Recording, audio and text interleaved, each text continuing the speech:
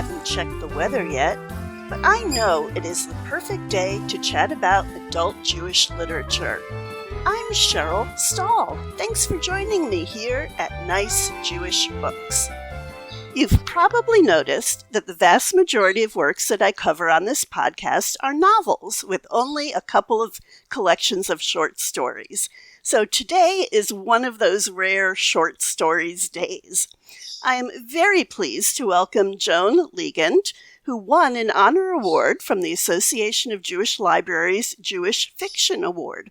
Welcome, Joan, and congratulations on your honor. Thank you, Cheryl. Pleasure to be here. Oh, and I forgot to say that the title of the collection is Displaced Persons. So, one of the stories that really caught me the quickest, I think, was Wonder Women. I forgot to ask if you have your book with you. I do have it right beside me. Would you like to read the first paragraph, or I can? I'm happy to read it. Let me just pull it up. I'm glad you chose that story. Yeah, here's the paragraph. Wonder Women. Tammy Geva is a busy woman. 3 boys under the age of 8, a husband with an appointment at the university, a teenage stepdaughter 2 nights a week and alternate weekends from the husband's first marriage, and a job at an ethically questionable outfit over a shawarma place on King George that specializes in dicey international finance, for which Tammy atones by driving around Tel Aviv collecting for the city's food bank. Today, she and 2 British volunteers picked up donations from 5 bakeries, 4 restaurants, and a symposium on the future of wind farms that had optimistically prepared lunch for 70, but fed only 35. All afternoon, her car smelled of lemon-infused grape leaves and saffron rice. She had to take the volunteers out for coffee and a pastry because the smell was making them all want to eat the upholstery. I just laughed when I read that, and it just immediately is just so immersive that those sentences are just delicious. You see the sights and the smells and just the energy of all the different things going on in Tammy's life. And one thing that I really loved about the story is that she had everyday challenges. And the ex-wife is a bit of a character, but there's not really any villains here. These are ordinary people with, the common challenges to all of us. But sometimes you still have to be a Wonder Woman to just deal with everyday life, I think. So one thing is that so it talks about Tammy and her mother and her grandmother Hadassah and her stepdaughter. She doesn't name her mother. And in fact, in at least one of your other stories, you don't name the mother character. But why is that? Right. So Wonder Women is an interesting story I'm happy that you picked it because it had an unusual origin. I had already started to lay out the collection, which is stories written over a long period of time. And when I laid it out, I saw that over 15 years, I had written 14 stories. 7 were actually set in Israel and 7 were set in the States. And I thought that would make a nice kind of structure. But the stories that were set in Israel that I had initially laid out, too many of them, all of them involved American characters. So I gave myself an assignment to write at least one. I ended up writing 2 stories that only involved Israelis. And this story was one of them because it's about women and these families of kibbutz women and so forth. It was like a desire to just stick to Israeli personalities. But once I began writing the story, there were, as you say, a lot of women. There was Tammy herself, her mother, there's reference to her mother's mother, there's her stepdaughter. There were so many names that at one point, as I was writing, it occurred to me, I didn't need to give the name of every character as long as the reader knew who I was referring to. And so she basically she's referred to in the story as Tammy's mother, Tammy's mother, Tammy's mother. And it both sounded right to me. It didn't seem necessary to name the mother. And it was part of the flow of the sentences. It seemed adequate. There are a couple of other places where I didn't mention the name because I thought that the reader would know who I was referring to without cluttering up the story with actual names that the reader may have to frantically say, which one was that? Was it the grandmother, the mother? So I simply embedded the phrase, Tammy's mother. And it also ended up subtly being, these stories are about mothers or stepmothers or grandmothers, so the repetition of the word Tammy's mother seemed to kind of reinforce that. But mostly it was from a craft point of view. I didn't see the need to actually name her throughout.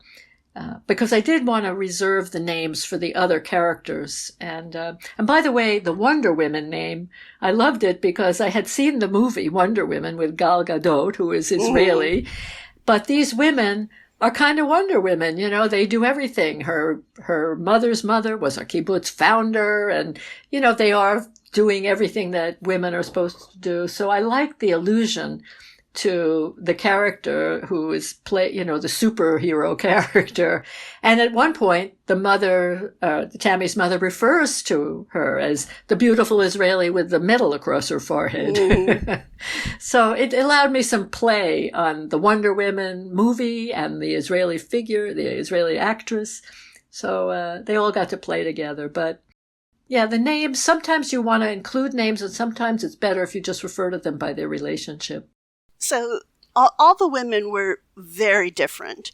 So as you mentioned, the grandmother was really a mover and shaker in the kibbutz movement, very firmly into the idea of the communal living, to egalitarianism, to the children being raised separately, to the point where even when most people in not just her kibbutz, but all kibbutzim were wanting to bring the kids, especially when they were younger, back into the homes and not have them in the children's house, that hers were the last holdout in the children's house.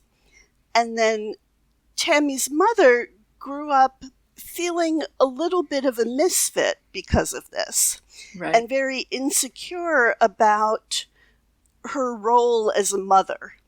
And in fact, kind of identified a little bit as Mr. Spock of Star Trek fame, just a little bit of an alien, not knowing how to be a mother since she was raised in this communal setting. And then there's Tammy herself, who's, a mother and working and, running around trying to keep all these balls in the air. And then her stepdaughter, is it Addie or Adi? It's Adi, really. Adi. Yeah. Who also feels like a misfit. She'd been born and spent the first part of her childhood in Israel.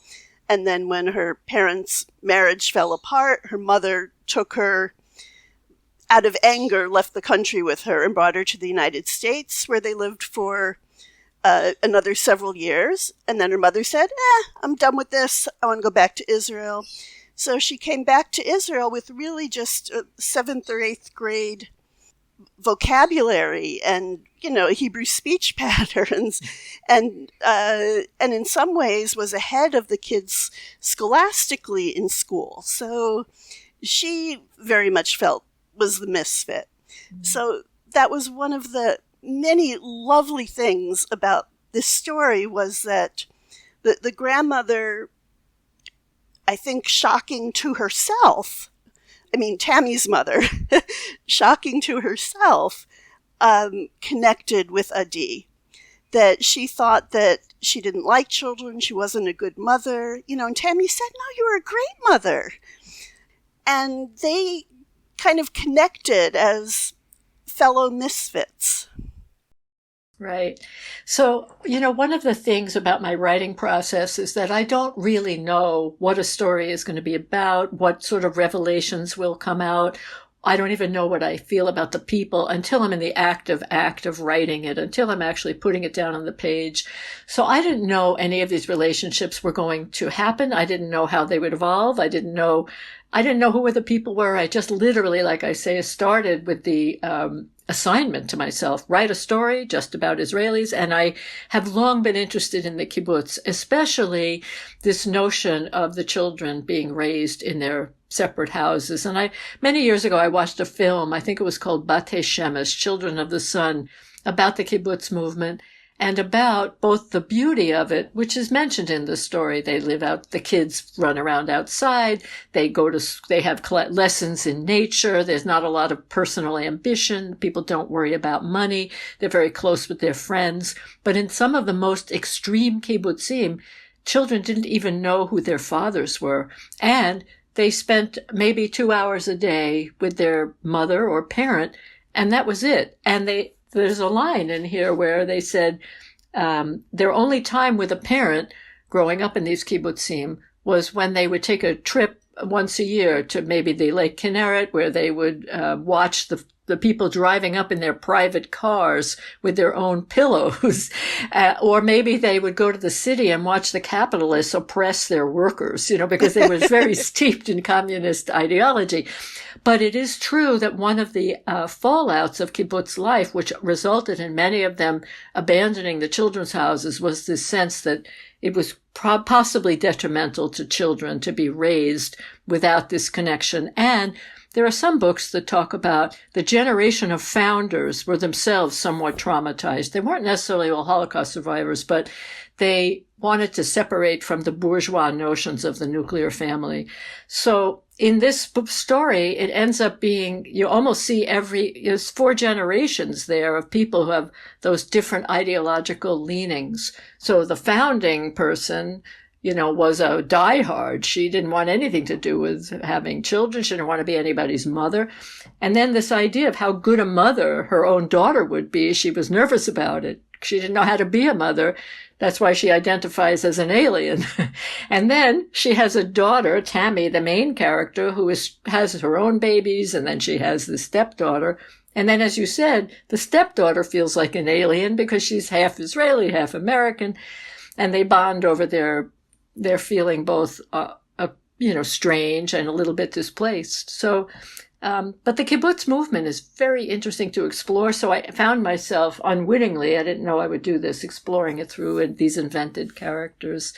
And that's what emerged, of these bonds. And as you say, there were strange bonds that were formed, the awkward stepdaughter with the woman who is another grandmother for her, they end up forming a bond. And there's a number of stories like that of unlikely bonds. There's another step-grandson in the book who forms a bond with the grandfather over his interest in Jewish lowlifes and criminals. There are different people, unlikely bonds form among these families that are thrown together. And I think there's a part of me that likes to see these unexpected bonds take place when sometimes the actual family bonds aren't so good or they fray.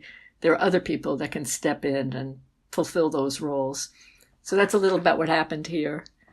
Yeah, I was on kibbutz, lived on a kibbutz once many years ago, volunteered for a couple months, and they had done away with the early childhood children's houses, but then when the kids were 13, they moved into a youth house, and they could still come home for dinner and for the weekend. But yes, when my kids were that age, I really wished for that youth house. That's right. And interestingly, so I have a son who lives in Israel and who does a lot of video journalism for various news outlets, and he did a lot of video work of the kibbutzim that were attacked on October 7th. And in one of them, he points out I think they call it the young adult housing, which is, again, it's not teenagers, but it's many people who have been raised on the kibbutz who are then in the army, or they're not fully independent, but they are not living in their parents' housing, but they are living in kind of a separate neighborhood called young adult housing, so that even kibbutzim that don't have communal dining anymore, some of them still have neighborhoods that are available to young people, so that they can live on the same kibbutz with their families, but they don't have to live under their parents' roof, which is also, I think, not just for adolescents, it's nice for young adults. I wish we had something like that here, Mm-hmm. So there remains in many kibbutz communities this notion of housing for people at different stages. Yeah, you brought up October 7th, and I just realized, for many months after October 7th, 2023, it was, okay, a month after October 7th. Okay, now it's 2 months after October 7th. And it was just so foremost in my timekeeping. And it is just heartbreaking, the situation now that doesn't seem to be any closer to resolution. Correct. I mean, we're approaching, almost 2 years. I mean, when you think about it, and then the fall or whatever it is, it's still horrifically long. And I spent some time in Israel during the war. I spent 2 periods of my life living there, which is what fed the material in this book. I went there. I used to be a lawyer, and I went there in the late 1970s, 80s for 3 years. And then I was invited back 20 years later to teach at Bar Ilan University. They have a creative writing program in the English department, which is really a remarkable program. And I did that for 5 years. But then, and much of that experience, fed the fiction, my earlier books as well as this one. And then during the war, I went back twice. And last year I went back for 2 months, and I taught, I gave expressive writing workshops for Israeli teachers to help them deal with the trauma of the war. I did 15 workshops that year, and I went back this year again for 2 months and did more workshops. There's really no way to describe it. The country's in extreme trauma. Everybody is, and wherever you stand on the political spectrum, everyone is feeling it. Yeah, absolutely. Okay, so to get back to your stories, so in Wonder Women, the women were there to support each other and help each other out. And I'm counting Adi, who's really a kid, but, as one in the line there. But you have several stories, or at least a couple, where mothers are not able to fix things for their child, and which is the most heartbreaking part of parenthood, when there's some things that just cannot be fixed. So in one case, there's a child with mental illness, with bipolar disease, and in the other with cancer. So can you talk about those? Sure. So I have a number of answers. One is fiction writers traffic a lot in the what if. What if my son were ill like this? What if my marriage fell apart? What if, then what if the world came to an end? People traffic in the what if. So it isn't necessarily straight out of one's life that one writes these kinds of things. But that said, I am a mother and I do have 2 sons. And as you say, parenting is the most emotionally, vulnerable part of my life, I would say. In one case, the story, it's the shortest story I've ever written, and the most autobiographical is the story about the young man with cancer. And that does come out of my life. But my son, thank God, is okay. He's this video journalist in Israel, but he did have cancer, and I had no desire or intention to write about it or write about him, but the story kind of had to emerge in a situation I was teaching, and I was then modeling to everybody that during the writing exercise of the class, I would also write. I didn't want to write. I didn't think I had anything to say, but I forced myself because I would model that we're all looking at the blank page. And so this emerged. This entire story came out in a very short writing session because it's a short story, but a very short version of a short story.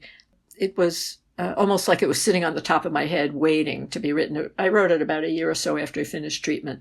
But it's not all of it. Some of it is invented and some of it comes from my life.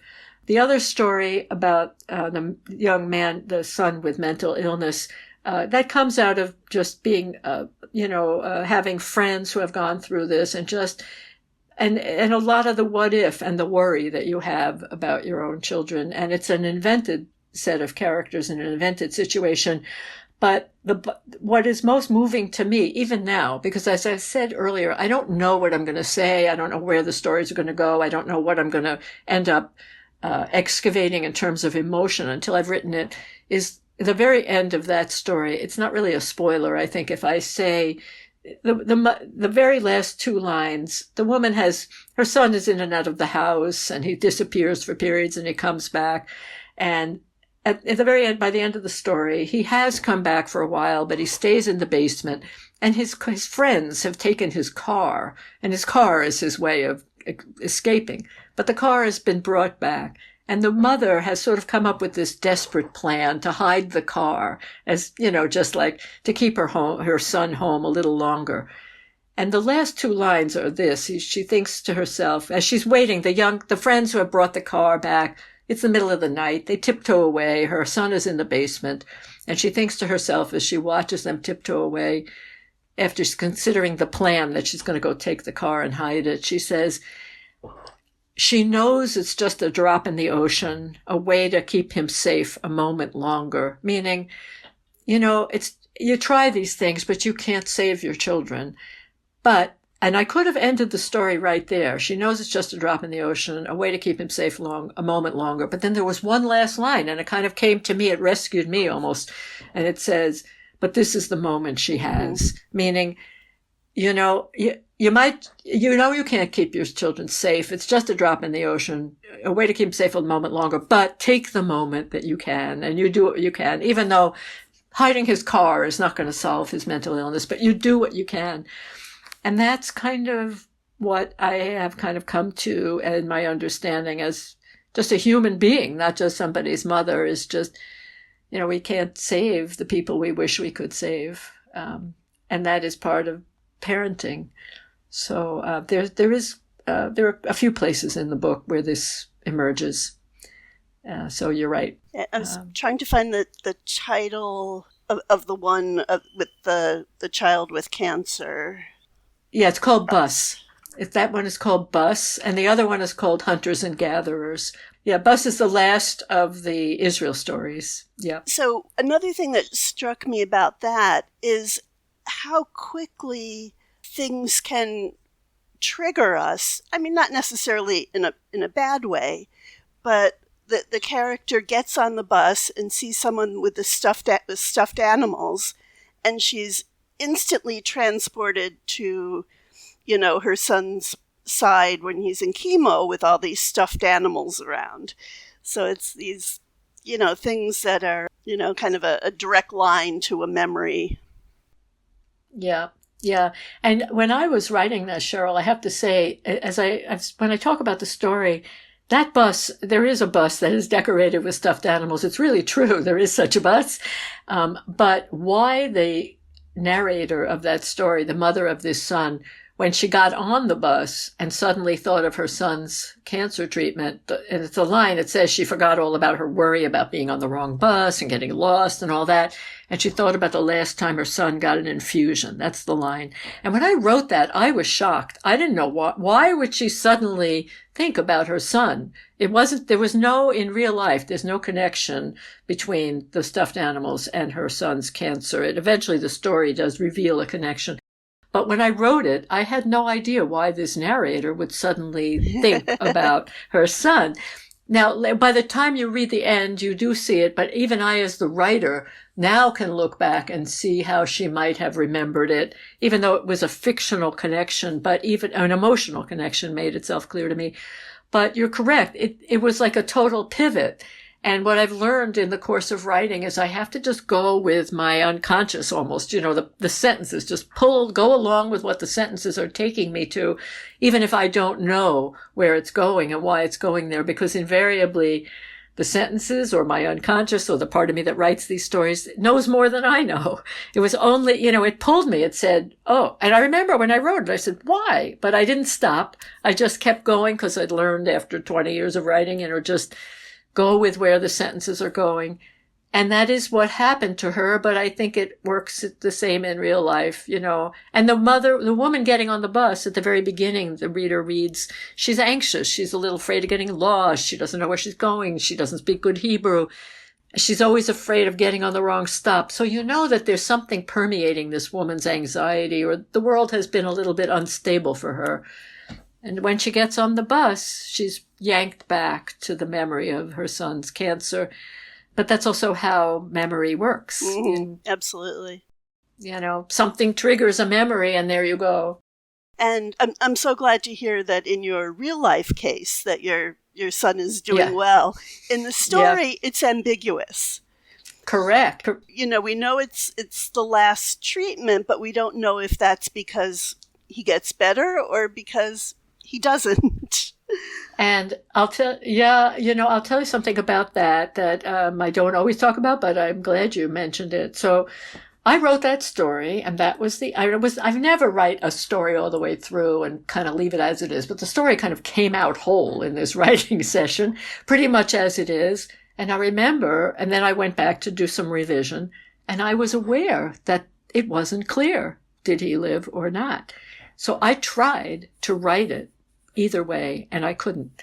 And I couldn't write it where he died, and I think because emotionally I couldn't. When I tried to make it explicit that he lived, the story went kind of flat. And I thought the story was a failure. But I sent it out to get published, and it got published at a magazine called the Bellevue Literary Review, associated with a hospital in New York, Bellevue Hospital.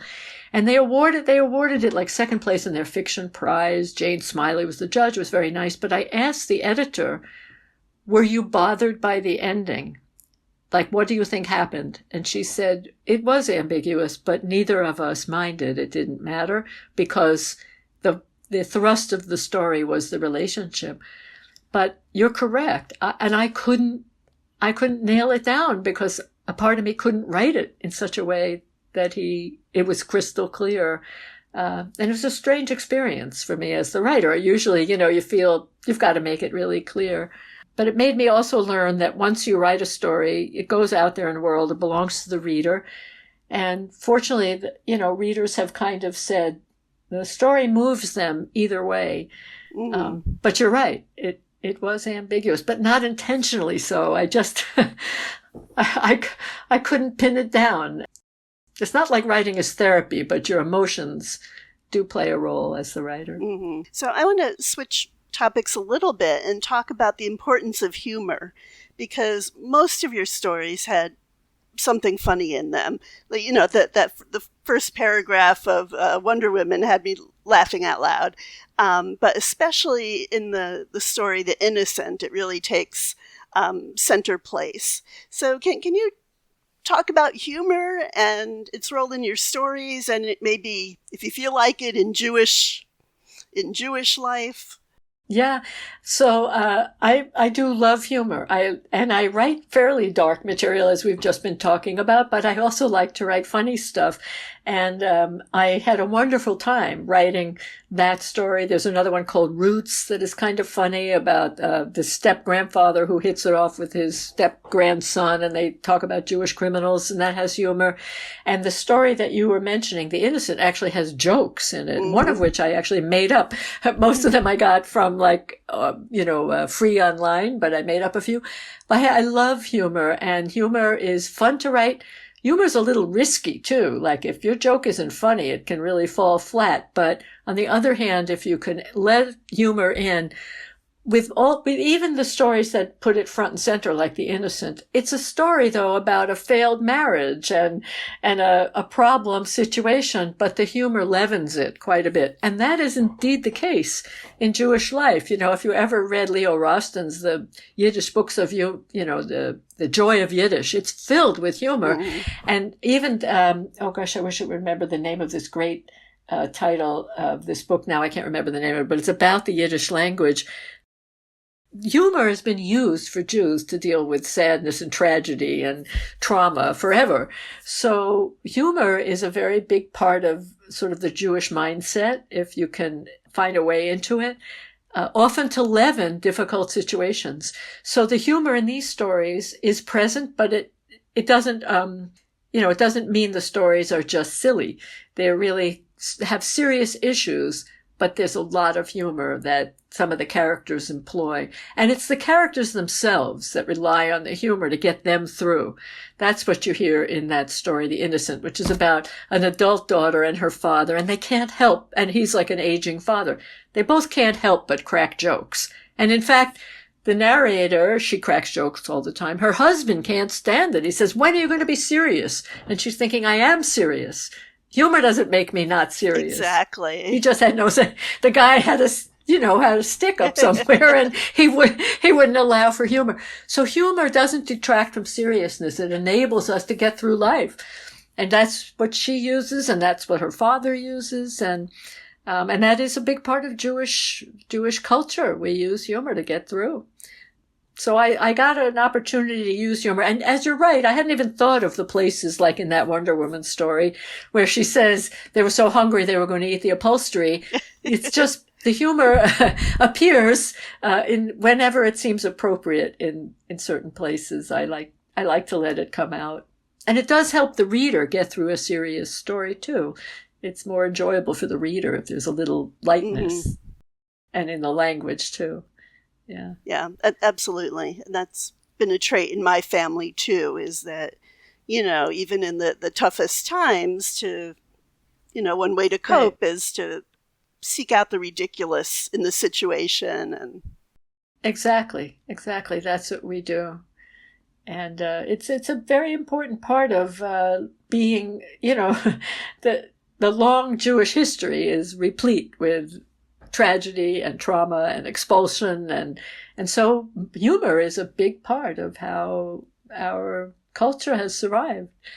That's one of the reasons I love reading about Yiddish in particular. I mean, I'm sure it's in other Jewish languages, but Yiddish is the only one I ever had access to. So I don't usually ask this of authors, but because you write short stories, and I love individual short stories, but I don't really love reading collections of short stories.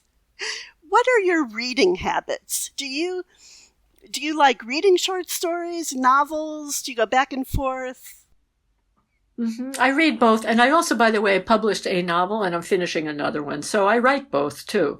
I write novels and I write short stories, and I write essays. And I used to, when I was young, write very bad poetry.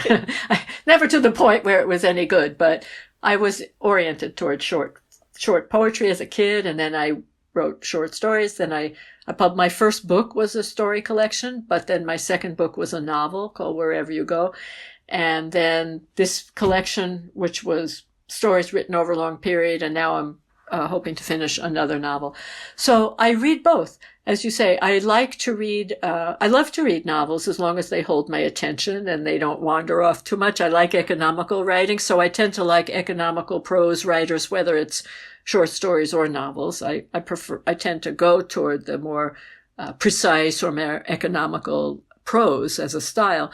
But I do read a lot of novels, and I also read short stories. Honestly, I read both. And I also, before I sit down to write, I very often read poetry, just because I like to get the sense of language going in my head, or I enjoy certain poets, more than others. And accessible poetry, not poetry that's a little too abstract for me, but, I like to read poetry as well. And I used to read plays a lot as a kid and a college student. I was in these groups that would read, not act, but just do play readings, because I love dialogue. And you may have noticed my stories are not quiet. People chat, yes. Talk, gab. Part of it is the culture. I'm writing about Jewish culture. There's a lot of talking going on. But I've always been interested in dialogue, so I used to read plays. But right now I read both. But right now, for example, I'm working on a novel. I read a lot of novels, just to get the structure and the pacing to be a little, by osmosis, not to study them, but to hear the voice of novel and the way they pace themselves. I read a lot of novels right now. So I do read both. And I appreciate that for some people, short stories are not their preferred genre. They want to stay in one story for a long period of time. But for other people, thankfully, people have said nice things about the book and said, well, these stories all seem to have their own world. And, there was some satisfaction in just one complete story. Right. They do have their own world, and that's why I don't always like reading them one after the other, because I get hooked into that world, and then in 15 minutes it's like, wait, don't leave me. I want to know more about all these characters. Right. And I have heard that too. And someone asked me, did I ever develop any of my stories into a whole novel? I never have. There's one story, in fact, the one about with the young man with the bipolar. I did try to write more pieces about those characters that I thought I might assemble into a novel. And I might yet one day. I've written about some of the other characters who emerge in that story. But for me, usually it's enough. I've kind of shined a light on a certain period of time, and it's enough for me. But people have said, I want to know what happened to them afterwards. And they'll sometimes say to me, what happened to them? And I'll say, I don't know. So is there anything you would like to answer that I haven't thought to ask yet? No, I don't think so. I mean, more like, I think it's obvious in this book and perhaps my other books that I'm very attached to Israel. I write a lot about Israel. I began writing, as I say, I was 40 when I began writing, and I had already spent a bunch of years in Israel. And the Jewish material is what got me started writing fiction. I just had this need to kind of write Jewish and then also to write about Israel. So that's been a big sort of a place for me to dig in and explore. It just urged a kind of writing part of myself. And that was, I keep coming back to it. So, there's that. And I don't know what other thing. I'm glad you didn't ask too much about the theme of displaced persons, because it wasn't such an intentional thing. It just emerged out of all the stories together. I think you covered an awful lot, Cheryl. I'm not sure that there's anything I think I need to contribute beyond that. Okay, great. Thank you. So in that case, it's Tikkun Olam time. If you would like to put out a call for Tikkun Olam, for repairing the world, what would you like to see? And I gave it some thought, and there is one particular organization that my husband and I have been involved with for a long time, and it's in Israel. And it's called Pesia's Kitchen, P-E-S-I-A, apostrophe S, Pesia's Kitchen. And it came about, this is a man, a retired restaurateur in Israel who discovered that, a while back, he was very aware of marginalized communities in Israel who needed food. And Pesia was his grandmother, and he had been, as I say, a restaurateur. And he took it upon himself to go around and collect from bakeries and, all kinds of places, surplus food that was getting thrown out, and delivering them to all kinds to shelters, to halfway houses, to all kinds of things, and also to African refugees and asylum seekers. There at the time that we met him, there were 50,000 African refugees who had essentially walked across the continent of Africa. One of the stories in the book, Displaced Persons is the name of that story, is about that community. And they basically would walk across the continent if they made it into Israel through the Sinai without being killed or taken for ransom. Israel would, gather them up, put them in temporary housing on the border, and then put them in buses and drop them off in public parks with nothing but the clothes on their backs. So this man, wow. Gideon Ben-Ami, he was quite remarkable man. And as a retired individual already, he was 65 or older, he decided he needed to make sure there was food. And he began a program. His program, long story short, because I've known him for 12 years, my husband works with him. It's a nonprofit, the volunteers with him. He ended up creating a remarkable program that has been able to collect surplus produce that is going to get thrown out, that the supermarkets don't want. It's a little, maybe second, maybe it's a little bruised, or maybe it's not perfect, or they overestimated, from farms. And he buys this produce at a fraction of even a fraction of the wholesale price.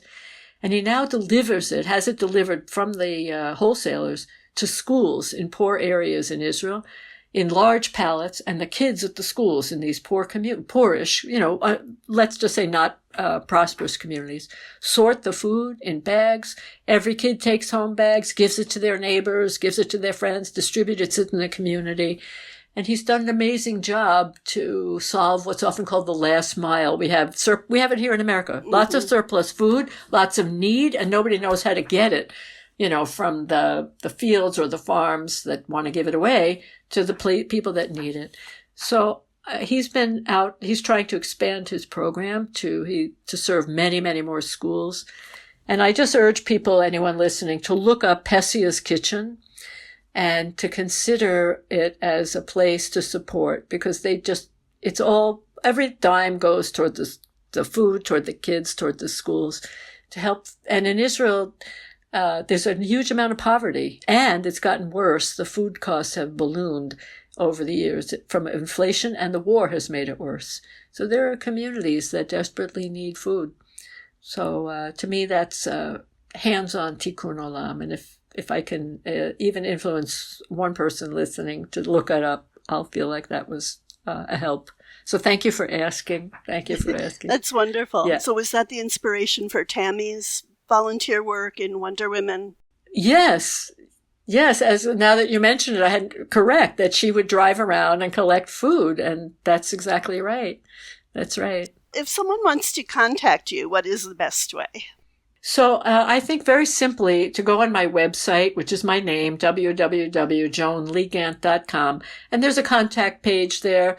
And if you just send me an email to that contact page, I'm happy to hear from anyone. I talk to book groups. If I have a reader's guide with proposed questions. I've done Zooms with book groups. I've done a lot of, book groups with Jewish communities, synagogues, Hadassah groups, or library groups. So I'm happy to communicate, and I'm happy to consider Zoom meetings or visits to communities as well. Wonderful. I'll put your website in the show notes. Thank you. Thank you so much, Joan Leegant, for speaking with me about Displaced Persons. Thank you, Cheryl, and thank you for entertaining a collection of short stories.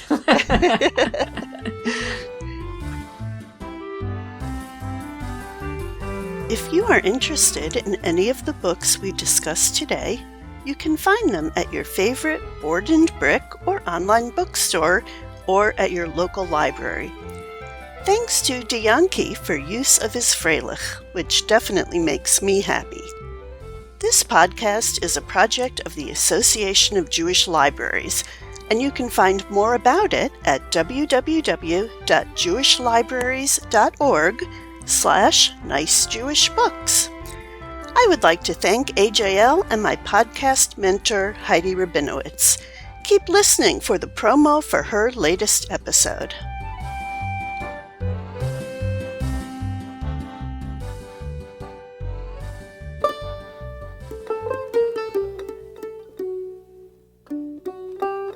Hi, this is Miri Leshem Peli, author and illustrator of A Feather, a Pebble, a Shell. I'll be joining you soon on the Book of Life podcast, and I'd like to dedicate this episode to my parents, whose love of nature has always inspired me. The Book of Life is the sister podcast of Nice Jewish Books. I'm your host, Heidi Rabinowitz, and I podcast about Jewish Kidlit. Join me to hear my conversation with author-illustrator Miri Leshem Peli about A Feather, a Pebble, a Shell at bookoflifepodcast.com.